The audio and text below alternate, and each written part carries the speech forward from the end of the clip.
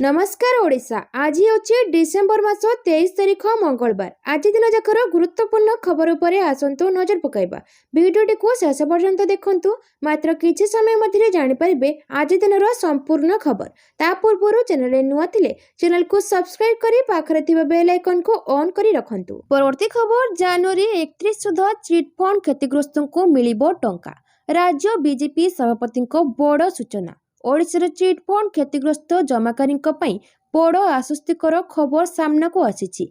आसंता जनवरी 31 तारिख सुधा क्षुद्र जमाकारी माने सेमानकर जमा टंका फेरी पाइबे। ए संपर्क में राज्य बीजेपी सभापति मनमोहन सामल गणमाध्यम को सूचना दैछंती। सरकार पक्षरु एने विधिवत भाव एक विज्ञप्ति प्रकाश पाई जहाँ लक्षाधिक क्षतिग्रस्त परिवार मध्य आशार संचार करिछि। मनमोहन सामल कहते तदंत कमिशन द्वारा सुपारिश करा एवं एपर्यंत टंका पाई नथिबा क्षुद्र जमाकारी को प्रथमे प्राधान्य दिजिबो। प्रथम पर्याय 8,000 रु 10,000 टंका पर्यंत जमा करथिबा व्यक्ति माने सेमानक टंका फेरी पाइबे। सरकार वर्तमान सुधा प्राय 5 लाख नूतन जमाकारी को चिन्हट करिसेंती जो मानकु जनवरी शेष सुधा अर्थ प्रदान कराजिबो। परवर्ती खबर संबित को समर्थन कले प्रमिला मल्लिक। पांड्यान को नहीं बीजेडी नेता संबित राउतराय देथिबा बयान को समर्थन कले विरोधी दल मुख्य सचेतक प्रमिला मल्लिक। संबित जहाँ कहते ठीक कहते पांड्यान आम नेता नुहंती। आमर जड़े नेता नवीन पट्टनायक दल रे गोष्ठी कंदल नहीं समस्ते ठीक व संगठित अछंती। भोजी भात को गोष्ठी कंदल कहवा ठीक नुहे बोली कहते प्रमिला मल्लिक। प्रकाश था कि गतकाली संबित राउतराय कहते जे 2026 रे बहुत किछि हेबो। निर्वाचन रे अनेक किछि घटना घटीगला। दूर नेता सह देखा होई नथिला सेथिपई भोजी या कोनोसी मेला नथिला। सरकार थिबा बेले पांड्यान गोटे फैक्ट्री थिला जने गुड मैनेजर किंतु नेता हिसाब रे आमे तांको केबे मानि नाहु बोली संबित कहिथिले। आज तांको बयान को समर्थन करछंती प्रमिला मल्लिक। परवर्ती खबर ओडिसा रे जमी किणाबिका नियम रे बड़ परिवर्तन। एप्रिल 1 रु बदलिबो जमीर बेंचमार्क मूल्य। एप्रिल 1 रु बदलिबो जमीर बेंचमार्क मूल्य। ओडिसा रे जमी किणाबिका नियम रे बड़ परिवर्तन। सरकार जारी करछंती नुआ एसओपी। ओडिशा सरकार द्वारा जमीर बेंचमार्क मूल्य संशोधन पाई जारी करा जायथिबा नुआ नियमावली जारी होईछि। ओडिशा सरकार राजस्व और विपर्यय परिचालना विभाग पक्षरु गत 19 तारिख रे स्थावर संपत्तिर बेंचमार्क मूल्यर द्विवार्षिक संशोधन पाई एक विस्तृत सूचना बा एसओपी जारी होईछि। एई नुआ नियम प्रति 2 वर्ष रे थरे एप्रिल 1 तारिख लागू हेबो। जिल्लापालक अध्यक्षतारे जिला मूल्यांकन कमिटी वो उपजिलापाल अध्यक्षतार उपजिलापाल मूल्यांकन कमिटी गठन कराजिबो। एथिरे विशेषज्ञ मूल्यांकनकारी माने रहिबे। सहरांचल प्लॉट गुडी को रास्ता कड़ आवासिक और व्यावसायिक श्रेणी रे विभक्त कराଯାଇ मूल्य स्थिर हेबो। परवर्ती खबर महानदी विवाद छत्तीसगढ़ आंतः मंत्री स्तरीय कमिटी करू। ट्रिब्यूनाल महानदी जल विवाद ने आज ट्रिब्यूनाल बड़ निर्देश देछंती। कहते छत्तीसगढ़ मध्य आंतः मंत्रिस्तरीय कमिटी गठन करू। एजी पीताम्बर आचार्य ओडिशार आंतः मंत्रिस्तरीय कमिटी गठन जणाइछंती। तेणु छत्तीसगढ़ मध्य एपरी कमिटी गठन करू बोली ट्रिब्यूनाल परामर्श देछंती। 2026 एप्रिल मासरे ट्रिब्यूनाल को कार्यकाल सरुथिबारु सहमति वृद्धि पाई निर्देश देछंती। एने लिखित भावे ओडिशा और छत्तीसगढ़ सरकार को जणाइबाको निष्पत्ति होईछि। कार्यकाल वृद्धि निष्पत्ति जनवरी प्रथम सप्ताह सुधा मिलित भावे जणाइबे। आसंता फेब्रुआरी 7 तारिख रे परवर्ती शुणाणी नै दिन धार्य होईछि। परवर्ती खबर आहुरी 5 दिन कलबल करिबो शीत। एही सब स्थान रे अधिक जाड़।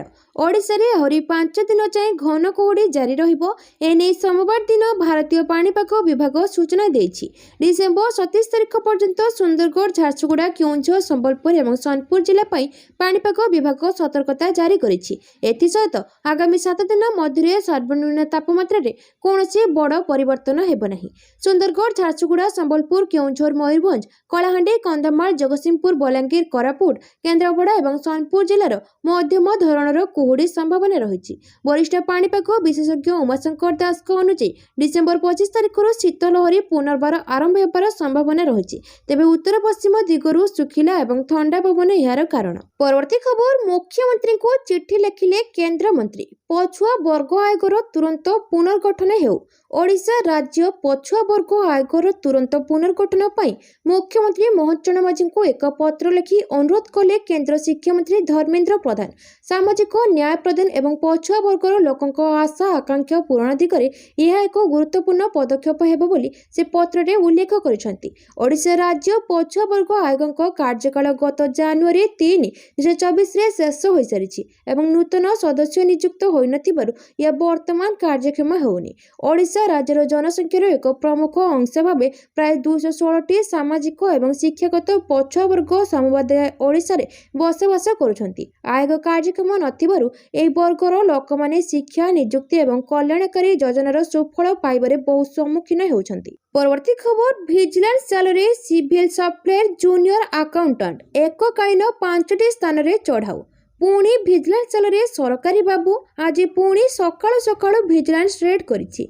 विजिलेंस जाल civil supplier junior accountant Sundargarh civil supplier junior accountant Rabindra बारिकंको घरे रेड जारी रहिछि। खबर अनुसार सुंदरगढ़ जिला अधीन OACS एसिड LTD कार्यालय जूनियर अकाउंटेंट रविंद्र कुमार बारिकों विरोध में आय बहिर्भूत संपत्ति ठूल अभियोग ओडिशा विजिलेंस पक्षर बड़ धरणर चढ़ाऊ आरंभ होइछि। सुंदरगढ़ समेत बालेश्वर चूनभाटी मंडप रे रेड होइतिबा सूचना रही। अपार्टमेंट बैंक जमा विभिन्न कागजपत्र गाड़ी आदि संपर्क में खोलताड़ आरंभ होइतिबा जणा पड़िछि। स्वतंत्र विजिलेंस जज विजिलेंस बालेश्वर को द्वारा जारी सर्च वारंट आधार में 3 जण DSF 6 जण इंस्पेक्टर और अन्य सहायक कर्मचारी सम्मिलित दल द्वारा बालेश्वर और सुंदरगढ़ विभिन्न स्थान में चढ़ाऊ करा जाउछि। परवर्ती खबर नुआ वर्ष पूर्व EPFO जारी कला नुआ गाइडलाइन। कर्मचारी भविष्य निधि पांठी संगठन कर्मचारी पेंशन योजना सहित जड़ित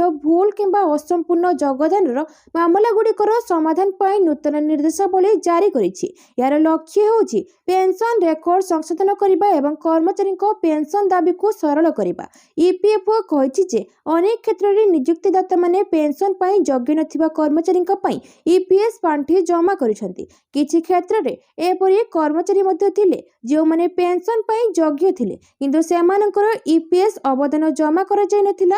ए त्रुटि गुड़िक पेंशन दाबी प्रक्रियाकरण रे निरंतर समस्या सृष्टि करिथिला।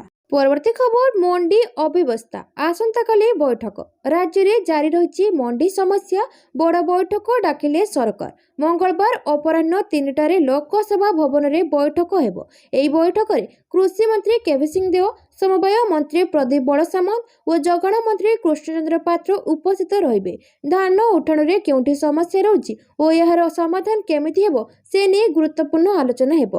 अन्यपटे धान समस्या को ने समवाय मंत्री प्रदीप बड़सामंत कहउछन्ति जे 3,85,405 टन धान वर्तमान सुधा उठी सारिलाणी। 85,183 जन चाषी धान देइछन्ति। प्रतिदिन धान उठुछि। सरकार को बदनाम करने को किछि लोक और विरोधी दल प्रयास करुछन्ति। आंदोलन विभिन्न स्थान रे होछि। आम पाखे खबर अछि चाषी चाहते धान आनिले सांगे सांगे उठी जाऊ बोली ता संभव नुहे जेहेतु दिने 2 दिन समय लागुछि। चाषी को किछि लोक प्रवर्तक आंदोलन करुछन्ति। सेपटे चाषी बीजेडी आंदोलन को ओह्लाइब बोली कहिछि। परवर्ती खबर हैदराबाद निवेशक सम्मेलन सफल मिलिला 67,000 कोटी टंकार पुंजी निवेश प्रस्ताव। ओडिशार औद्योगिक विकास हेब राज्य को निवेशर सुओ छुटिब। हैदराबाद निवेशक सम्मेलन में 13टी MOU सह 67,000 कोटीर निवेश प्रस्ताव मिली। इन्वेस्टर मीट रु फेरिबा परे मुख्यमंत्री मोहन चरण मांझी सांबादिक सम्मेलन में प्रतिक्रिया देइछन्ति। हैदराबाद रे होइतिबा 2 दिनिया निवेशक सम्मेलन सफल होइछि। ओडिशा रे पुंजी निवेश नै 2टी राउंड टेबल बैठक होइतिला बोली मुख्यमंत्री मोहन चरण मांझी सांबादिक सम्मेलन में सूचना देइछन्ति। परवर्ती खबर सरकार को हाईकोर्ट को नोटिस। SI नियुक्ति परीक्षा अनियमितता प्रसंग राज्य सरकार को हाईकोर्ट को जवाब तलब। हाईकोर्ट राज्य सरकार को नोटिस करी प्रश्न करिसेंति जे परीक्षा परिचालन लगी कोन पदक्षेप निया जायछि। एते संख्यक पदवी खाली काहेकि पूर्ण हेउ नै। जीए विभागर SOP काहेकि पालन हेउ नै। इहासो से कहते जे बेसरकारी संस्था को परिचालन दायित्व न दिया जाओ। जनस्वार्थ मामलार शुणाणी करी हाईकोर्ट नोटिस जारी करिसेंति। परवर्ती खबर बड़ बयान देले मोहन भागवत। कहिले RSS हिंदू संरक्षण पक्षरे जदि आपण को संघ मुस्लिम विरोधी मन होउछि तेबे आपण निजर धारणा बदलंतु। मु कहूछि जे एबे आ बुझेबार आवश्यकता नाही। କାରଣ ବୁଝିବା ପାଇଁ ଆପଣଙ୍କ ସାମ୍ନାରେ ବହୁତ କିଛି ରହିଛି। ଏହା କହିଛନ୍ତି ରାଷ୍ଟ୍ରୀୟ ସ୍ୱୟଂସେବକ ସଂଘ ପ୍ରମୁଖ ମୋହନ ଭାଗବତ। ଗତ ଡିସେମ୍ବର 21ରେ ସଂଘର ମୁସଲିମ ବିରୋଧୀ ଆଭିମୁଖ୍ୟକୁ ନେଇ ମୋହନ ଭାଗବତଙ୍କୁ ପ୍ରଶ୍ନ ପଚରାଯାଇଥିଲା, ଯାହାକୁ ନେଇ ସେ ଏହି ବଡ଼ ବୟାନ ଦେଇଛନ୍ତି। ସେ କହିଛନ୍ତି ଯେ ଆର୍ଏସ୍ଏସ୍ ମୁସଲିମ ବିରୋଧୀ ନୁହେଁ। ଯେଉଁମାନେ ଏହାକୁ ନିକଟରୁ ଦେଖିବାକୁ ଚାହୁଁଛନ୍ତି ସେମାନେ ଆସିପାରିବେ। ଆର୍ଏସ୍ଏସ୍ର ଦ୍ୱାର ସବୁବେଳେ ସମସ୍ତଙ୍କ ପାଇଁ ଖୋଲା ରହିଛି। ପଶ୍ଚିମବଙ୍ଗର 4 ଦିନିଆ ଗସ୍ତରେ ଥିବା ସଂଘ ସଞ୍ଚାଳକ ମୋହନ ଭାଗବତ କୋଲକାତାର ସାଇନ୍ସ ସିଟି ସଭାଗୃହରେ ଏକ ଗୁରୁତ୍ୱପୂର୍ଣ୍ଣ କାର୍ଯ୍ୟକ୍ରମକୁ ସମ୍ବୋଧିତ କରିଥିଲେ। ଏହି ସମୟରେ ସେ କହିଥିଲେ ଯେ ଲୋକଙ୍କ ମନରେ ଏକ ଭୁଲ ଧାରଣା ରହିଛି ଯେ ସଂଘ ମୁସଲିମ ବିରୋଧୀ, କିନ୍ତୁ ପ୍ରକୃତରେ କାହା ପାଇଁ ସଂଘର କୌଣସି ଦ୍ୱାର ବନ୍ଦ ନାହିଁ। ସେ ଆହୁରି ମଧ୍ୟ କହିଛନ୍ତି, ଯଦି ଆପଣଙ୍କୁ ସଂଘ ମୁସଲିମ ବିରୋଧୀ ମନେ ହେଉଛି ତେବେ ଆପଣ ନିଜର ଧାରଣା ବଦଳାନ୍ତୁ। ମୁଁ କହୁଛି ଯେ ଏବେ ଆଉ ବୁଝାଇବାର ଆବଶ୍ୟକତା ନାହିଁ, କାରଣ ବୁଝିବା ପାଇଁ ଆପଣଙ୍କ ସାମ୍ନାରେ ବହୁତ କିଛି ଉପଲବ୍ଧ ଅଛି। କେବେ ଆସି ଆର୍ଏସ୍ଏସ୍କୁ ପାଖରୁ ଦେଖନ୍ତୁ। ଯଦି ତାପରେ ବି ଆପଣଙ୍କୁ ଲାଗୁଛି ଯେ ଆମେ ମୁସଲିମ ବିରୋଧୀ, ତେବେ ସେଭଳି ଧାରଣା ରଖନ୍ତୁ। ପରବର୍ତ୍ତୀ ଖବର, ଓଡ଼ିଶା ଜଳ ଯୋଗାଣ ଓ ସ୍ୱେରେଜ ପରିଷଦର ବୋର୍ଡ ବୈଠକ। କାର୍ଯ୍ୟକୁଶଳତା ସୁଦୃଢ଼ ଉପରେ ଗୁରୁତ୍ୱାରୋପ। ଓଡ଼ିଶା ଜଳ ଯୋଗାଣ ଓ ସ୍ୱେରେଜ ପରିଷଦର 37ତମ ବୋର୍ଡ ବୈଠକ ଅନୁଷ୍ଠିତ ହୋଇଛି। ଦୀର୍ଘ 9 ବର୍ଷ ପରେ ଗୃହ ନିର୍ମାଣ ଓ ନଗର ଉନ୍ନୟନ ମନ୍ତ୍ରୀ ଡକ୍ଟର କୃଷ୍ଣଚନ୍ଦ୍ର ମହାପାତ୍ରଙ୍କ ଅଧ୍ୟକ୍ଷତାରେ ବୈଠକ ଅନୁଷ୍ଠିତ ହୋଇଛି। ଏହା ପୂର୍ବରୁ OWSSBର ଶେଷ ବୋର୍ଡ ବୈଠକ 2016 ମସିହାରେ ହୋଇଥିଲା। ଗୃହ ଓ ନଗର ଉନ୍ନୟନ ବିଭାଗର ପ୍ରମୁଖ ସଚିବ ଉଷା ପାଢ଼ୀ ବୋର୍ଡ ଉପାଧ୍ୟକ୍ଷ ଭାବେ ଉପସ୍ଥିତ ଥିଲେ। ବୈଠକରେ ପ୍ରାୟ 24ଟି ଗୁରୁତ୍ୱପୂର୍ଣ୍ଣ ଏଜେଣ୍ଡା ଉପରେ ପ୍ରଶାସନିକ ଓ ଆର୍ଥିକ ପ୍ରଯୁକ୍ତିକ ବିଷୟରେ ସୂକ୍ଷ୍ମ ଆଲୋଚନା କରାଯାଇ ନିଷ୍ପତ୍ତି ନିଆଯାଇଛି। ପୂର୍ବବର୍ତ୍ତୀ ବୋର୍ଡ ବୈଠକର କାର୍ଯ୍ୟ ବୃତ୍ତାନ୍ତକୁ ଅନୁମୋଦନ କରାଯିବା ସହ 3 ଜଣ ଦୈନିକ ଶ୍ରମିକ ରୋଲ କର୍ମଚାରୀଙ୍କୁ ଗ୍ରାଚୁଇଟି ପ୍ରଦାନ ପାଇଁ ମଞ୍ଜୁରୀ ଦିଆଯାଇଛି। ପରବର୍ତ୍ତୀ ଖବର, ଓଡ଼ିଶାର ଆଇଜି ଡ୍ରୋନ୍ସ ଏବେ ଆଇଜି ଡିଫେନ୍ସ। ଭାରତର ସବୁଠାରୁ ବିଶ୍ୱସନୀୟ unmanned systems company IG drones IG ଡିଫେନ୍ସରେ ପରିଣତ ହୋଇଛି। ଏହି ରୂପାନ୍ତରଣ ଭାରତର ଭବିଷ୍ୟତ ପାଇଁ ଏକ ସାର୍ବଭୌମ, ନିର୍ଭରଯୋଗ୍ୟ ଓ ଯୁଦ୍ଧ ପ୍ରସ୍ତୁତ ପ୍ରତିରକ୍ଷା ପ୍ରଣାଳୀ ନିର୍ମାଣ କରିବା ପାଇଁ ଏକ ସରଳ କିନ୍ତୁ ଗମ୍ଭୀର ମିଶନକୁ ପ୍ରତିଫଳନ କରୁଛି। ଆଜିର ସଂଘର୍ଷଗୁଡ଼ିକ ଅଟୋନୋମି, ଇଣ୍ଟେଲିଜେନ୍ସ, ଇଲେକ୍ଟ୍ରୋନିକ୍ସ ପ୍ରାଧାନ୍ୟତା, ସାଇବର ସ୍ଥିରତା ଏବଂ ବାୟୁ, ସ୍ଥଳଭାଗ, ସମୁଦ୍ରପଥ ଓ ମହାକାଶରେ ବାଧାମୁକ୍ତ ସହଯୋଗିତା ଦ୍ୱାରା ରୂପ ନେଉଛି। ପରବର୍ତ୍ତୀ ଖବର, ଧଉଳି ଗଣଦୁଷ୍କର୍ମ ବଦଳିଲେ ତଦନ୍ତକାରୀ ଅଧିକାରୀ। ଧଉଳି ନାବାଳିକା ଗଣଦୁଷ୍କର୍ମ ମାମଲାରେ ନୂଆ ମୋଡ଼ ବଦଳିଲେ ମାମଲାର ତଦନ୍ତକାରୀ ଅଧିକାରୀ। IOCAW ତଦନ୍ତ କରିବ। ତଦାରଖ କରୁଛି CAW, କିନ୍ତୁ ଧଉଳି ଥାନା ପୋଲିସ ତଦନ୍ତରେ ସହଯୋଗ କରିବ। ଧଉଳି ଥାନାରୁ ଦାୟିତ୍ୱ ହସ୍ତାନ୍ତର କଲେ ତଦନ୍ତକାରୀ ଅଧିକାରୀ। IOCAW ଅତିରିକ୍ତ DCPଙ୍କୁ କରାଗଲା ଦାୟିତ୍ୱ ହସ୍ତାନ୍ତର। IOCAWର ଅତିରିକ୍ତ DCP ଆରତି ଗିରିଙ୍କୁ ଦାୟିତ୍ୱ ହସ୍ତାନ୍ତର କରାଯାଇଛି। ପୂର୍ବରୁ ଏହି ମାମଲାକୁ ରେଡ୍ ଫ୍ଲାଗ ଅନ୍ତର୍ଭୁକ୍ତ କରାଯାଇଛି। ଏହି ମାମଲାରେ ମୁଖ୍ୟ ଅଭିଯୁକ୍ତ ସତ୍ୟପ୍ରକାଶ ହାତୀ ଓରଫ ଜୋକର ହାଫିଜ ସହ 2 ଜଣଙ୍କୁ ଗିରଫ କରିଛି ପୋଲିସ। ପରବର୍ତ୍ତୀ ଖବର, ମୋ ବାଂଲାଦେଶ ଫେରିଲେ ରକ୍ତର ନଦୀ ବହିବ। ଭାରତ ସପକ୍ଷରେ ବାହାରିଲେ ଶେଖ ହସିନା। ୟୁନୁସ ସରକାରଙ୍କୁ କଲେ ଟାର୍ଗେଟ। ନିକଟରେ ଆନ୍ତର୍ଜାତୀୟ ଅପରାଧ ଟ୍ରିବ୍ୟୁନାଲ ରାୟ ପରେ ବାଂଲାଦେଶର ପୂର୍ବତନ ପ୍ରଧାନମନ୍ତ୍ରୀ ଶେଖ ହସିନା ଦେଶକୁ ଫେରିବା ପାଇଁ ଆହ୍ୱାନକୁ ଦୃଢ଼ ଭାବରେ ପ୍ରତ୍ୟାଖ୍ୟାନ କରିଛନ୍ତି। ସେ କହିଛନ୍ତି ଯେ ବର୍ତ୍ତମାନର ପରିସ୍ଥିତିରେ ତାଙ୍କର ଫେରିବା ରାଜନୈତିକ ହତ୍ୟା ସହିତ ସମାନ ହେବ ଏବଂ ସେ ବାଂଲାଦେଶରେ ଏକ ବୈଧ ସରକାର ଏବଂ ସ୍ୱାଧୀନ ନ୍ୟାୟପାଳିକା ପୁନଃ ସ୍ଥାପିତ ନ ହେବା ପର୍ଯ୍ୟନ୍ତ ସେ ଫେରିବେ ନାହିଁ। ଏକ ସାକ୍ଷାତକାରରେ ଶେଖ ହସିନା ମଧ୍ୟବର୍ତ୍ତୀକାଳୀନ ସରକାରଙ୍କ ମୁଖ୍ୟ ପରାମର୍ଶଦାତା ମହମ୍ମଦ ୟୁନୁସଙ୍କୁ ଚ୍ୟାଲେଞ୍ଜ କରି କହିଛନ୍ତି ଯେ ଯଦି ମାମଲା ନିରପେକ୍ଷ, ତେବେ ଏହାକୁ ହେଗ୍ରେ ଥିବା ଆନ୍ତର୍ଜାତୀୟ ନ୍ୟାୟାଳୟକୁ ନିଆଯିବା ଉଚିତ। ସେ ଦାବି କରିଛନ୍ତି ଯେ ସେଠାରେ ଏକ ସ୍ୱାଧୀନ କୋର୍ଟ ତାଙ୍କୁ ସମ୍ପୂର୍ଣ୍ଣ ନିର୍ଦ୍ଦୋଷ ସାବ୍ୟସ୍ତ କରିବ। ପରବର୍ତ୍ତୀ ଖବର, ପୁଣି ଚର୍ଚ୍ଚାରେ ବିହାର ପଲିଟିକ୍ସ। ଏନ୍ଡିଏକୁ ଧମକାଇଲେ ଜିତିନ ରାମ ମାଂଝୀ। ଏନ୍ଡିଏରୁ ଅଲଗା ହେବେ କି ଜିତିନ ରାମ ମାଂଝୀ? ପୁଣି ଚର୍ଚ୍ଚାରେ ବିହାର ପଲିଟିକ୍ସ। କାହିଁକି ନା ହିନ୍ଦୁସ୍ତାନୀ ଆୱାମ ମୋର୍ଚ୍ଚା ର ନେତା ତଥା କେନ୍ଦ୍ରମନ୍ତ୍ରୀ ଜିତିନ ରାମ ମାଂଝୀ ପୁଣି ଥରେ ସିଟ୍ ସେୟାରିଂକୁ ନେଇ ନିଜର ଅସନ୍ତୋଷ ପ୍ରକାଶ କରିଛନ୍ତି। ଗୟାରେ ସେ ସ୍ପଷ୍ଟ ଭାବରେ କହିଛନ୍ତି ଯେ ତାଙ୍କ ଦଳ HAM NDA ଭିତରେ, ବିଶେଷ କରି ରାଜ୍ୟସଭାରେ ଏହାର ଉଚିତ ଅଂଶ ପାଇବା ଉଚିତ। ଜିତିନ ରାମ ମାଂଝୀ କହିଛନ୍ତି, ଏବେ ମଧ୍ୟ ଆମେ କହୁନାହୁଁ ଯେ ଆମକୁ ଆସନ ମିଳିବ ନାହିଁ। ଅନେକ ଖବରରେ କୁହାଯାଉଛି JDUକୁ 2ଟି ରାଜ୍ୟସଭା ଆସନ, BJPକୁ 2ଟି ଏବଂ ଲୋକ ଜନଶକ୍ତି ପାର୍ଟିକୁ ଗୋଟିଏ ଆସନ ଦିଆଯାଉଛି। एपरी परिस्थिति रे हिंदुस्तानी आवाम मोर्चा केउंठी तेणु आमको राज्यसभा सीट पाई दाबी करबा उचित बोली कहचंती जितिन राम मांझी। परवर्ती खबर बीजेडी गड़े आमे धसे पशुनाहु से तांको संगठन रक्षा करंतु मनमोहन बीजेपी बीजेडी गड़ भितरे धसे पशुनी सेमाने तांको संगठन रक्षा करंतु विरोधी शक्तिशाली हेले गणतंत्र शक्तिशाली हेबो आमे चाहूचु सेमाने भी शक्तिशाली होंतु।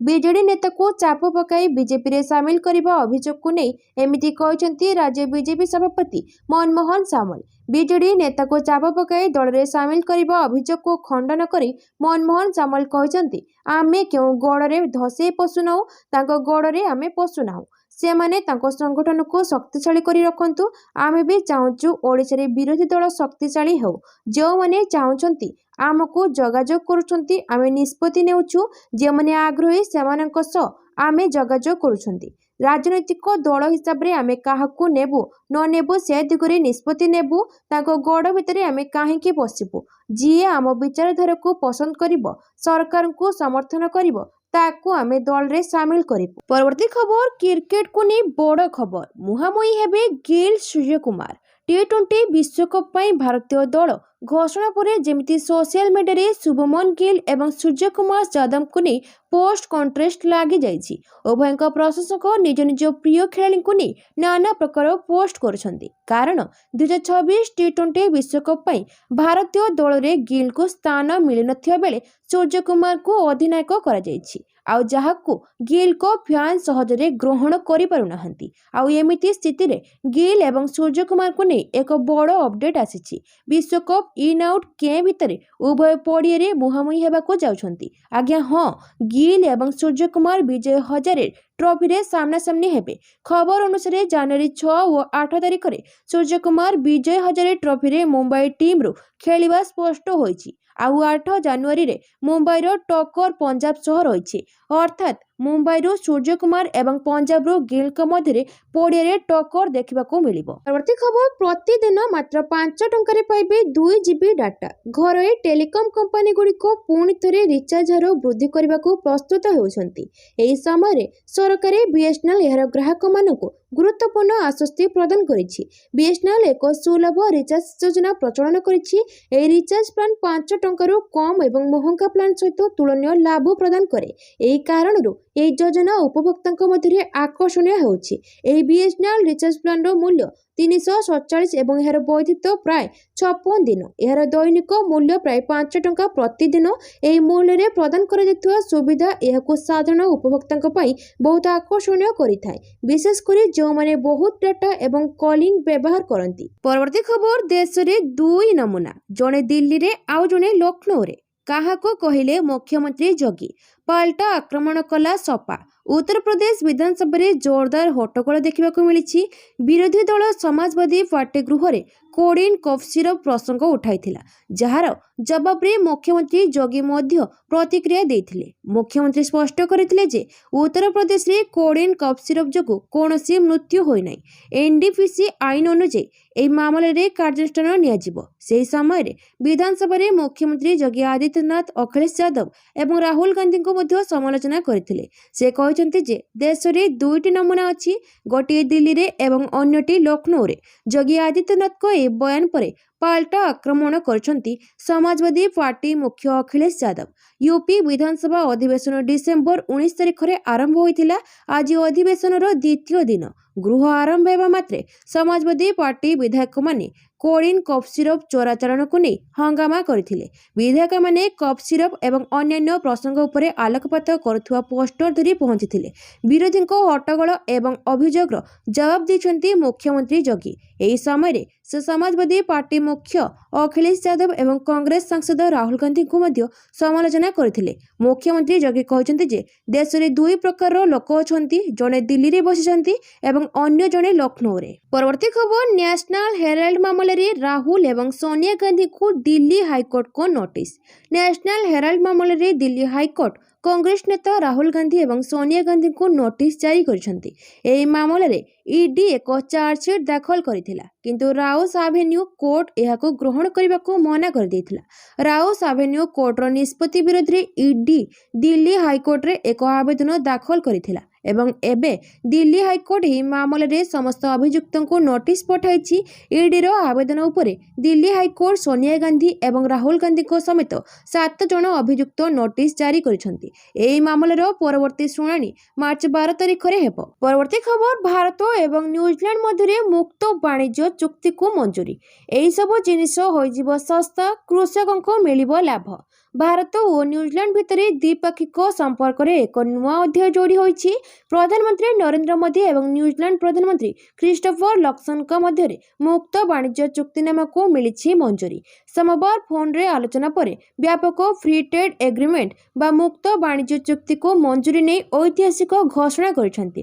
ଏହି ଚୁକ୍ତିନାମା ଦୁଇ ଦେଶ ମଧ୍ୟରେ ବାଣିଜ୍ୟିକ ସମ୍ପର୍କକୁ ସୁଦୃଢ଼ କରିବ ଏବଂ ଆଗାମୀ ବର୍ଷରେ ଅଭୂତପୂର୍ବ ନିବେଶ ଏବଂ ନିଯୁକ୍ତି ସୁଯୋଗ ମଧ୍ୟ ସୃଷ୍ଟି କରିବ। ଉଲ୍ଲେଖନୀୟ ଯେ ଭାରତ ଏବଂ ନ୍ୟୁଜିଲାଣ୍ଡ ମଧ୍ୟରେ FTA ଉପରେ ଆଲୋଚନା ମାର୍ଚ୍ଚ 2025ରେ ଆରମ୍ଭ ହୋଇଥିଲା, ଯେତେବେଳେ ପ୍ରଧାନମନ୍ତ୍ରୀ ଲକ୍ସନ୍ ଭାରତ ଗସ୍ତ କରିଥିଲେ। ମାତ୍ର 9 ମାସରେ ରେକର୍ଡ ସମୟ ମଧ୍ୟରେ ଏହି ମୁକ୍ତ ବାଣିଜ୍ୟ ଚୁକ୍ତିନାମା ସମାପ୍ତ ହେବା ଦୁଇ ଦେଶ ମଧ୍ୟରେ ରାଜନୈତିକ ଇଚ୍ଛାଶକ୍ତି ଏବଂ ରଣନୈତିକ ବୁଝାମଣାକୁ ପ୍ରତିଫଳିତ କରେ। ପରବର୍ତ୍ତୀ ଖବର, ଭିଭିଜି ରାମଜି ବିଲ୍ 2025କୁ ରାଷ୍ଟ୍ରପତିଙ୍କ ଅନୁମୋଦନ।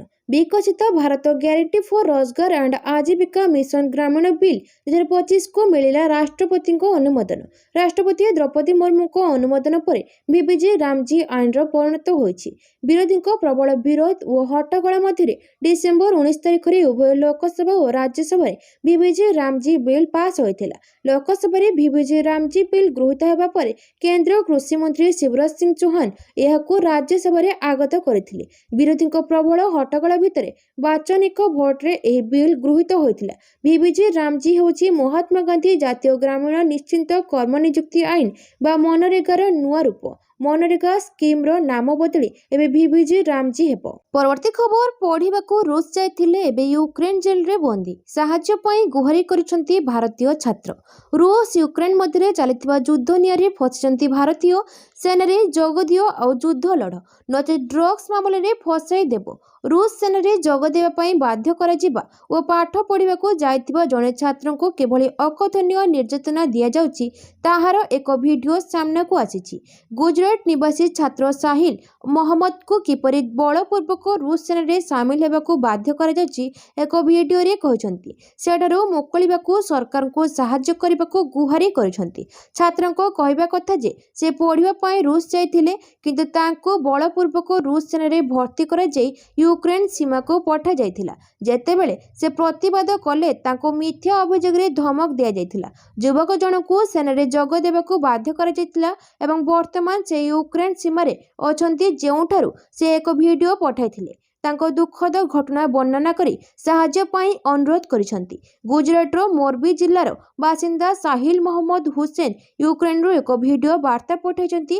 ସେ ଭାରତୀୟମାନଙ୍କୁ ରୁଷ ସେନାର ଯୋଗ ନ ଦେବାକୁ ଅନୁରୋଧ କରିଛନ୍ତି। ପରବର୍ତ୍ତୀ ଖବର, ଆଜମେର ଦରଘାରେ ଚଢ଼ାଯାଉ ପ୍ରଧାନମନ୍ତ୍ରୀ ପଠାଉଥିବା ଚାଦର। ଶୁଣାଣି କରିବାର ଆବେଦନକୁ ଖାରଜ କଲେ ସୁପ୍ରିମକୋର୍ଟ। ସୁପ୍ରିମକୋର୍ଟକୁ ପହଞ୍ଚିଲା ପ୍ରଧାନମନ୍ତ୍ରୀ ନରେନ୍ଦ୍ର ମୋଦିଙ୍କ ପକ୍ଷରୁ ଆଜମେର ଶରୀଫ ଦରଘାକୁ ଚାଦର ପଠାଯିବା ପ୍ରସଙ୍ଗ। ମୋଦିଙ୍କ ପକ୍ଷରୁ ଆଜମେର ଶରୀଫ ଦରଘାକୁ ଚାଦର ପଠାଯିବା ବିରୋଧରେ ସୁପ୍ରିମକୋର୍ଟରେ ଆବେଦନର ଦାଖଲ କରାଯାଇଛି। ଆଜମେର ଜିଲ୍ଲା କୋର୍ଟ ପରେ ସର୍ବୋଚ୍ଚ ଅଦାଲତରେ ଏକ ଜନସ୍ୱାର୍ଥ ମାମଲା ଦାୟର କରାଯାଇଛି। ତେବେ ଆବେଦନ ଉପରେ ତୁରନ୍ତ ଶୁଣାଣି କରିବାକୁ ମନା କଲେ ସୁପ୍ରିମକୋର୍ଟ। ପରବର୍ତ୍ତୀ ଖବର, ବିଶ୍ୱର ପ୍ରଥମ ଟ୍ରିଲିୟନିୟର ହେବେ ଏଲନ ମସ୍କ। ମୋଟ ସମ୍ପତ୍ତି $750 ବିଲିୟନ ଉର୍ଦ୍ଧ୍ୱ। ଆମେରିକାର ପ୍ରମୁଖ ଶିଳ୍ପପତି ଏଲନ ମସ୍କର ମୋଟ ସମ୍ପତ୍ତି ବଢ଼ି $750 ବିଲିୟନ ଅତିକ୍ରମ କରିଛି। ଏହା ଭାରତର ମୋଟ ବୈଦେଶିକ ମୁଦ୍ରା ଭଣ୍ଡାରଠାରୁ ମଧ୍ୟ ଅଧିକ। ଭାରତୀୟ ରିଜର୍ଭ ବ୍ୟାଙ୍କ ଅନୁସାରେ 12 ଡିସେମ୍ବରରେ ସମାପ୍ତ ହୋଇଥିବା ସପ୍ତାହରେ ଭାରତର ମୋଟ ବୈଦେଶିକ ମୁଦ୍ରା ଭଣ୍ଡାର $688.949 ବିଲିୟନ ରହିଛି। ଏହାଛଡ଼ା ମସ୍କ ସମ୍ପତ୍ତି ପାକିସ୍ତାନ, ଶ୍ରୀଲଙ୍କା ଏବଂ ନେପାଳର GDP ଠାରୁ ଅଧିକ ହୋଇଛି। ତାଙ୍କର ନିଟ୍ ସମ୍ପତ୍ତି ମୂଲ୍ୟରେ ମାତ୍ର 4 ଦିନରେ $150 ବିଲିୟନ ବୃଦ୍ଧି ପାଇଛି। ସମ୍ପତ୍ତି ଏହି ସ୍ତରରେ ପହଞ୍ଚିବାରେ ମସ୍କ ହେଉଛନ୍ତି ବିଶ୍ୱର ପ୍ରଥମ ବ୍ୟକ୍ତି। ପୂର୍ବରୁ ଡିସେମ୍ବର 16ରେ ତାଙ୍କ ସମ୍ପତ୍ତି ପରିମାଣ $600 ବିଲିୟନ 54 ଲକ୍ଷ କୋଟି ଟଙ୍କାରେ ପହଞ୍ଚିଥିଲା। ତାଙ୍କ ସମ୍ପତ୍ତିରେ ଏହି ବୃଦ୍ଧି ଡେଲାୱେୟାରରେ ସୁପ୍ରିମକୋର୍ଟ ନିଷ୍ପତ୍ତିରୁ ଆସିଥିଲା, ଯାହା ମସ୍କ 56 ବିଲିୟନ ଟେସ୍ଲା ପେ ପ୍ୟାକେଜକୁ $139 ବିଲିୟନ ବୃଦ୍ଧି କରିଥିଲା। ଉଲ୍ଲେଖଯୋଗ୍ୟ ଯେ ଆମେରିକାର ଡେଲୱାର ସୁପ୍ରିମକୋର୍ଟ ଶୁକ୍ରବାର ମସ୍କ 2018 ବେତନ ପ୍ୟାକେଜ ଲାଗୁ କରିଛନ୍ତି। ସୂଚନାଯୋଗ୍ୟ ଯେ ଡେଲୱେରେ କୋର୍ଟ ଟେସଲ ପକ୍ଷରୁ ମସ୍କକୁ ଦିଆଯାଇଥିବା ନୂତନ ପ୍ୟାକେଜକୁ 2024ରେ ରଦ୍ଦ କରିଦେଇଥିଲେ। 2018 ପ୍ୟାକେଜ ଶୁକ୍ରବାର ଟେସଲ ଷ୍ଟକ୍ ମୂଲ୍ୟ ଆଧାରରେ ପାଖାପାଖି $139 ବିଲିୟନ ଥିଲା। ଯଦି ମସ୍କ ଏହି ବେତନ ପ୍ୟାକେଜର ସମସ୍ତ ଷ୍ଟକ୍ ବିକଳ୍ପ ଉପଯୋଗ କରନ୍ତି ତାଙ୍କ ଭାଗ ପାଖାପାଖି 12.4%ରୁ ବଢ଼ି 18.1% ହୋଇଯିବ। ସମ୍ପତ୍ତିରେ ହୋଇଥିବା ତାଜା ବୃଦ୍ଧି ମସ୍କକୁ ବିଶ୍ୱର ପ୍ରଥମ ଟ୍ରିଲିୟନାର ହେବା ଲାଗି ମାର୍ଗ ସୁଗମ କରିଛି। ପରବର୍ତ୍ତୀ ଖବର, ଥାର କିଣା ଓ ମଡିଫିକେସନ ହେବ ସ୍ୱତନ୍ତ୍ର ଅଡିଟ୍। ଥାର କିଣା ଓ ମଡିଫିକେସନ ବାବଦରେ ହୋଇଥିବା ଖର୍ଚ୍ଚରେ ହେବ ସ୍ୱତନ୍ତ୍ର ଅଡିଟ୍। ଏନେଇ ଜଙ୍ଗଲ ଓ ପରିବେଶ ମନ୍ତ୍ରୀ ଗଣେଶ ରାମ ସିଂ ଖୁଣ୍ଟିଆ ଆଜି ନିର୍ଦ୍ଦେଶ ଜାରି କରିଛନ୍ତି। ପିସିସିଏଫଙ୍କ କାର୍ଯ୍ୟାଳୟରେ ଏଜିର ସ୍ୱତନ୍ତ୍ର ଟିମ୍ ଅଡିଟ୍ କରିବେ ବୋଲି ଚିଠି ମାଧ୍ୟମରେ କୁହାଯାଇଛି। 2024-25 ଆର୍ଥିକ ବର୍ଷରେ ଜଙ୍ଗଲ ଅଞ୍ଚଳରେ ପେଟ୍ରୋଲିଂ ପାଇଁ ବନ ବିଭାଗ ପକ୍ଷରୁ 7 କୋଟିରୁ ଅଧିକ ଟଙ୍କାର 51ଟି ଥାର ଗାଡ଼ି କିଣାଯାଇଥିଲା, କିନ୍ତୁ ତାହାର ମଡିଫିକେସନରେ 5 କୋଟି ଟଙ୍କାରୁ ଅଧିକ ଖର୍ଚ୍ଚ ହୋଇଥିଲା।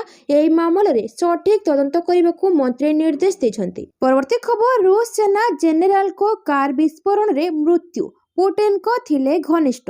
ୟୁକ୍ରେନ ସହ ଯୁଦ୍ଧ ସୋମବାର ରୁଷ ପାଇଁ ବଡ଼ ଝଟକା ପ୍ରମାଣିତ ହୋଇଛି। ମସ୍କୋରେ ଏକ କାର ବୋମା ବିସ୍ଫୋରଣରେ ରୁଷ ସେନାର ଲେଫ୍ଟନାଣ୍ଟ ଜେନେରାଲ ନିହତ ହୋଇଛନ୍ତି। ତାଙ୍କର ପରିଚୟ 56 ବର୍ଷୀୟ ଫାନିଲ ସର୍ଭରଭ ବୋଲି ଜଣାପଡ଼ିଛି। ରୁଷ ତଦନ୍ତକାରୀ କମିଟିର କହିବା ଅନୁସାରେ ଯେତେବେଳେ ସେ କାରରେ ବସି କେଉଁଆଡ଼େ ଯାଉଥିଲେ ସେତେବେଳେ ଏହି ବିସ୍ଫୋରଣ ହୋଇଥିଲା। ବିବିସି ଅନୁସାରେ ଲେଫ୍ଟନାଣ୍ଟ ଜେନେରାଲ ସର୍ଭରଭ ସଶସ୍ତ୍ର ବାହିନୀ ପରିଚାଳନା ଏବଂ ପ୍ରଶିକ୍ଷଣ ବିଭାଗର ମୁଖ୍ୟ ଥିଲେ। ଯୁଦ୍ଧ ଭିତରେ ସର୍ଭରଭ ହତ୍ୟା ଦ୍ୱାରା ରୁଷକୁ ବଡ଼ ଧରଣର ଝଟକା ଲାଗିଛି। ତଦନ୍ତକାରୀ କମିଟି ଏହା ଜାଣିବାକୁ ଚେଷ୍ଟା କରୁଛନ୍ତି ଯେ ଏହି ବିସ୍ଫୋରଣ କିପରି ହେଲା। ରୁଷ ଅଧିକାରୀ ଏହି ହତ୍ୟାର ୟୁକ୍ରେନ କନେକ୍ସନର ମଧ୍ୟ ଯାଞ୍ଚ ଆରମ୍ଭ କରିସାରିଛନ୍ତି। ପରବର୍ତ୍ତୀ ଖବର, ଯଦି ପୂର୍ବରୁ କିସ୍ରେ କିଛି ଘଟିଛି ତଦନ୍ତ ହେଉ। ବବିତା ପାତ୍ର। କିସ୍ ଛାତ୍ର ମୃତ୍ୟୁ ଘଟଣାରେ ମୃତକ ଛାତ୍ରଙ୍କ ପରିବାରକୁ ଭେଟିବା ପରେ ଓଏସିପିସିଆର ଅଧ୍ୟକ୍ଷା ବବିତା ପାତ୍ରଙ୍କ ପ୍ରତିକ୍ରିୟା। କିସ୍ରେ ଛାତ୍ରଙ୍କୁ ହତ୍ୟା କରାଯାଇଥିବା ଦୋହରାଇଛନ୍ତି ଓଏସିପିସିଆର ଅଧ୍ୟକ୍ଷା। ସେ କହିଛନ୍ତି ଯେ ଦୋଷୀ ଓ ଦାୟିତ୍ୱରେ ଅବହେଳାକାରୀ ଗିରଫ ହୋଇଛନ୍ତି। ଆମ ପୁଅ ସହ ଯାହା ହେଲା ଆଉ କାହା ସହ ନ ହେଉ, କହିଛନ୍ତି ମୃତକଙ୍କ ବାପା ଓ ମା। କିସ୍ କର୍ତ୍ତୃପକ୍ଷ ଧ୍ୟାନ ରଖିବା ସହ ପିଲାଙ୍କୁ ସମ୍ପୂର୍ଣ୍ଣ ସୁରକ୍ଷା ଦେବା ଦରକାର। ପୂର୍ବରୁ ମଧ୍ୟ କିଛି ଘଟଣା ଘଟିଥିବା କଥା ଯଦି ଆସୁଛି ତଦନ୍ତ ହେବା ଉଚିତ। ପରବର୍ତ୍ତୀ ଖବର, ନକ୍ସଲଙ୍କ ବିସ୍ଫୋରକ ଏବଂ ଅସ୍ତ୍ରଶସ୍ତ୍ର ତିଆରି କାରଖାନାକୁ ଧ୍ୱଂସ କଲେ ସୁରକ୍ଷା ବାହିନୀ। ନକ୍ସଲ ପ୍ରଭାବିତ ସୁକମା ଜିଲ୍ଲାରେ ସୁରକ୍ଷା ବାହିନୀ ଏକ ମାଓ ଅସ୍ତ୍ର କାରଖାନାକୁ ସମ୍ପୂର୍ଣ୍ଣ ଧ୍ୱଂସ କରିଛନ୍ତି। ଏହି ଅଭିଯାନ ନକ୍ସଲବାଦୀଙ୍କ ହିଂସାତ୍ମକ କାର୍ଯ୍ୟକଳାପ ଏବଂ ସେମାନଙ୍କ ଯୋଗାଣ ନେଟୱାର୍କ ପାଇଁ ଏକ ବଡ଼ ଆଘାତ। ଘନ ଜଙ୍ଗଲ ଏବଂ ଦୁର୍ଗମ ପାହାଡ଼ି ଅଞ୍ଚଳରେ ଲୁଚି ରହିଥିବା ଏହି କାରଖାନାରୁ ଏକ ବଡ଼ ପରିମାଣର ଅସ୍ତ୍ରଶସ୍ତ୍ର ବିସ୍ଫୋରକ ଏବଂ ଅସ୍ତ୍ରଶସ୍ତ୍ର ତିଆରି ଉପକରଣ ଉଦ୍ଧାର କରାଯାଇଛି। ସୁକମା ଜିଲ୍ଲାରେ ଚାଲିଥିବା ନକ୍ସଲ ବିରୋଧୀ ଅଭିଯାନର ଅଂଶ ଭାବରେ ଡିସେମ୍ବର 21ରେ ଏହି ବଡ଼ ସଫଳତା ଘଟିଥିଲା। ପରବର୍ତ୍ତୀ ଖବର, ନିଜକୁ ଗୁଳି କଲେ ପଞ୍ଜାବର ପୂର୍ବତନ ଆଇଜି। ପଞ୍ଜାବର ପୂର୍ବତନ ଆଇଜି ତଥା ଅବସରପ୍ରାପ୍ତ ଆଇପିଏସ୍ ଅଧିକାରୀ ଅମର ସିଂ ଚହଲ ସୋମବାର ନିଜକୁ ଗୁଳି କରି ଆତ୍ମହତ୍ୟା ଉଦ୍ୟମ କରିଛନ୍ତି। ଗୁରୁତର ଅବସ୍ଥାରେ ତାଙ୍କୁ ଡାକ୍ତରଖାନାରେ ଭର୍ତ୍ତି କରାଯାଇଛି। ଚହଲଙ୍କ ଅବସ୍ଥା ସ୍ଥିର ଥିବା ସୂଚନା ମିଳିଛି। କ'ଣ ପାଇଁ ସେ ଏଭଳି ପଦକ୍ଷେପ ନେଲେ ତାହା ସ୍ପଷ୍ଟ ହୋଇନାହିଁ। ଅନ୍ୟପଟେ ଘଟଣାସ୍ଥଳରୁ ଏକ ହାତଲେଖା କପିକୁ ପୁଲିସ ଜବତ କରିଛି। ଚହଲ ଆର୍ଥିକ କ୍ଷେତ୍ରରେ ଗୁରୁତର ଭାବେ କ୍ଷତି ସହିଥିବା ଉକ୍ତ ଲେଖାରୁ ଜଣାପଡ଼ିଛି। ଅନଲାଇନ୍ ଠକେଇ ଯୋଗୁଁ ଆର୍ଥିକ କ୍ଷତି କାରଣରୁ ସେ ମାନସିକ ସ୍ତରରେ ଅସହାୟ ହୋଇପଡ଼ିଥିଲେ। ପୋଲିସ ସମସ୍ତ ଦିଗକୁ ଦୃଷ୍ଟିରେ ରଖି ତଦନ୍ତକୁ ଅଗ୍ରସର କରିଛି। ପରବର୍ତ୍ତୀ ଖବର, ବାଂଲାଦେଶ ଉପରେ ନଜର। ମିଜୋରାମରେ ହେବ ଭାରତୀୟ ସେନାର ନୂଆ ଘାଟି। ପଡ଼ୋଶୀ ବାଂଲାଦେଶ ଏବେ ଜଳୁଛି। ବିଶେଷ କରି ବାଂଲାଦେଶର ଛାତ୍ରନେତା ଓ ପ୍ରଖର ଭାରତ ବିରୋଧୀ ଉସମାନ ହାଦି ମୃତ୍ୟୁବରଣ କରିବା ପରେ ସ୍ଥିତି ଅସମ୍ଭାଳ ହୋଇପଡ଼ିଛି। ଏହି ଘଟଣା ପରେ ସେଠାରେ ଭାରତ ବିରୋଧୀ ମନୋଭାବ ବଢ଼ିବାରେ ଲାଗିଛି। କାରଣ ସେଠାକାର ଲୋକମାନେ ଭାବୁଛନ୍ତି ଏହି ହତ୍ୟା ପଛରେ ଭାରତ ରହିଛି। ସେଠାରେ ଥିବା ଏହି ଭାରତ ବିରୋଧୀ ମନୋଭାବର ପରିଣତ ଭୋଗୁଛନ୍ତି ସେଠାକାର ନିରୀହ ହିନ୍ଦୁ ଜନତା। ସରକାର ସେମାନଙ୍କୁ ବଞ୍ଚାଇବେ କ'ଣ, ଭାରତ ବିରୋଧୀଙ୍କ ସ୍ୱରରେ ସ୍ୱର ମିଳାଉଛନ୍ତି। ଏପରିକି ଖୋଦ୍ ଅସ୍ଥାୟୀ ସରକାରର ମୁଖିଆ ମହମ୍ମଦ ୟୁନୁସ ଭାରତର ଉତ୍ତର ପୂର୍ବାଞ୍ଚଳ କାଟିଦେବାକୁ ଖୋଲାଖୋଲି ଧମକ ଦେଉଛି। ପରବର୍ତ୍ତୀ ଖବର, ଘନ କୁହୁଡ଼ି ଭିତରେ ଦିଲ୍ଲୀବାସୀ। ୟେଲୋ ଆଲର୍ଟ ଜାରି। दिल्ली रे लगातार सप्तम दिन लगी घन कुहुड़ीर प्रभाव। दिल्ली संलग्न गाजियाबाद रे सर्वनिम्न तापमात्रा 7 डिग्री रेकर्ड कर दिल्ली रे प्रबल ठंडा जारी रही।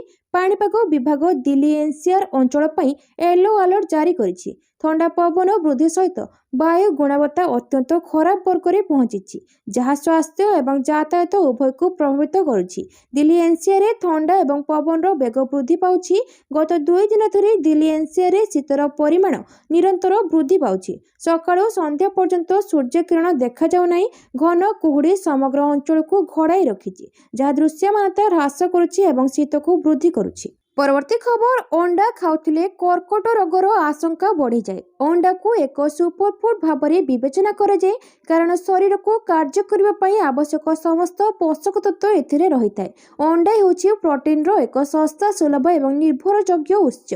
तेबे एक रिपोर्ट एहार गुणवत्ता उपरे प्रश्न उठाइछि। आउ अंडा को नै विवाद चलिछि। स्वास्थ्य उत्पाद एवं खाद्य सामग्री रो व्यक्तिगत परीक्षा करुथिबा एक यूट्यूब चैनल ट्रस्टेड एक वीडियो शेयर करिछि, जेउथरे दाबी करा जायछि जे अंडा नमूना रे कर्कट संपर्कित रासायनिक पदार्थ मिली। अंडारे कर्कट सृष्टिकारी रासायनिक पदार्थ थिबा खबर सोशल मीडिया रे शीघ्र भाइराल होइगला, जहाँ अनेक प्रश्न उठाइछि। रिपोर्ट मुताबक अंडारे नाइट्रोफुंटोइन नामक एक पदार्थ मिली थाए, जहाँ स्वास्थ्य पई हानिकारक। एपरिकी एहा जोगु कर्कट रोग हेबार संभावना मध्ये बढ़ी जाए। परवर्ती खबर, पपुआ न्यू गिनी रे भूकंप। रिक्टर स्केल रे भूकंपर तीव्रता 6.4। 22 डिसेम्बर अर्थात सोमवार पपुआ न्यू गिनी अंचल रे 6.4 तीव्रतार भूकंप आसीथिला। भूकंपर केन्द्र 108.8 किलोमीटर गभीरतार थिला, जार आरंभ निर्देशांक 5.78 डिग्री दक्षिण अक्षांश और 145.50 डिग्री ईस्ट लंगुचूड़े थिला। GFZ German research centre for geosciences कहिछि जे सोमवार 10:31 जीएमटी रे भूकंप आसीथिला। एई भूकंप 106 किलोमीटर खूब गभीरतार आसीछि, जेउथरे अंचल रे अलर्ट जारी करिबा सह चिंता बढ़ी जाइछि। अधिकारी भूकंपर संभाव्यता प्रभाव और एहा परे आसुथिबा कोनोसी भी झटकार आकलन करुछंती।